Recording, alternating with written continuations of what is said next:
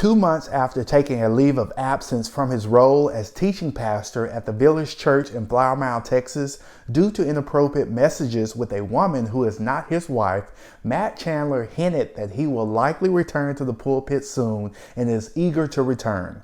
Before getting into the specifics of what he did while being on this 2-month suspension, do you think that he's still qualified to lead his congregation, and would you have liked to know more of what the messages actually said?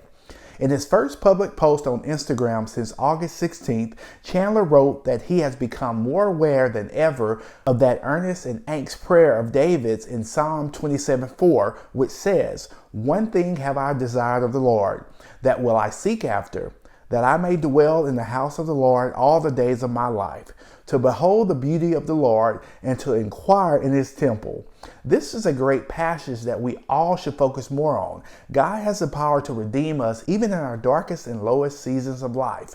No matter what we've done, we can continue to seek his face, recommit our lives to him, and bask in his glory. And I believe that Matt is doing just that. Nothing can separate us from the loving presence of God, and I'm convinced that Matt is still within God's loving arms. He has been my sustaining grace and the strength of this season. I am eager to return to @TVCFM soon, and am grateful for a family of faith that have loved me and at Lauren Chandler so deeply in this season, he wrote. For the past few months, Chandler said that his mantra has been, "Jesus, I don't want to do this without you." He also indicated that he has been spending time in nature and practicing jiu-jitsu. "It has rolled through my mind and heart on repeat," he said of the mantra, whether it has been going on a walk, heading out to our river cabin, or even walking into jiu-jitsu. The Village Church elders confirmed in a recent statement to the Roars Report that they're encouraged by Chandler's posture since his leave of absence and are planning for his return to preaching. The elders are working with Matt to discuss a plan for his return to preaching, and they are encouraged by his posture. As of today, we have no further comment on those details, a spokesman detailed. In an August 28th announcement, Chandler said that he accepted a decision by his elder board to immediately take a leave of absence due to his use of inappropriate language in Instagram messages to a woman who is not his wife. He assured his congregation that he planned on being their lead pastor for the next 20 years. According to the elders, Chandler revealed the inappropriate messages between himself and the woman after being confronted about them several months ago by the woman's friend in the church's foyer. The megachurch pastor said he wasn't aware at the time that he had done anything wrong, but alerted Josh Patterson and elder chairman Jason Swartz and submitted to their leadership in addressing the situation. He also informed his wife. "I didn't think I had done anything wrong in that," Chandler said as he faced his congregation. "My wife knew that. Her husband knew that. And yet there were a couple of things that she said that were disorienting to me."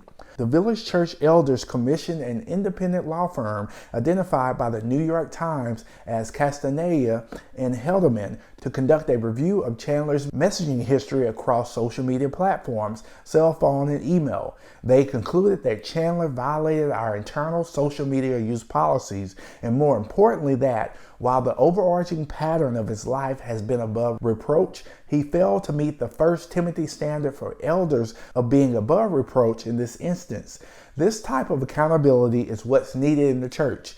It brings me joy to know that the actions by Matt was not swept under the rug. Again, we don't know exactly what the conversations were about, but thank God he's being held to a higher standard, and the leaders and elders are not leaving any stones unturned. I believe he will come out of this even better than before and have a greater appreciation for his spouse, congregants, and most importantly, the grace that God extends to us.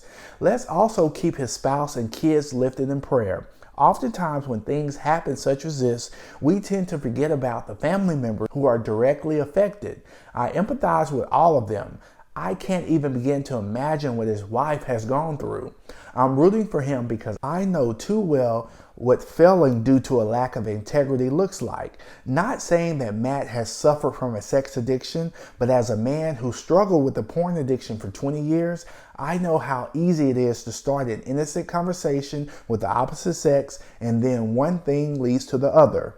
There are several passages in the Bible on how pastors are to be set apart for serving God's people and disqualifies them from holding a position of leader or elder. A pastor is to be above reproach. A pastor must be devoted to his wife, a one-woman man who demonstrates exclusivity in action, intent, and thought. A pastor's children must be in submission, though not perfect. A pastor is to be a faithful steward. For the sake of time, I'm not going to list all of them, but I would encourage you to do your research on this topic. Again, please let me know your thoughts and whether or not enough time has passed for Matt to truly repent and come back better than ever before. Thanks again, and as always, if you'd like a free 1-hour coaching session, email me now at lifecoachjscott@gmail.com. And if you found value in this content, don't forget to like, subscribe, and be sure to turn on your notifications so you never miss out on my uploads. It was great seeing you in this video, and let's all strive to remain set apart. Take care.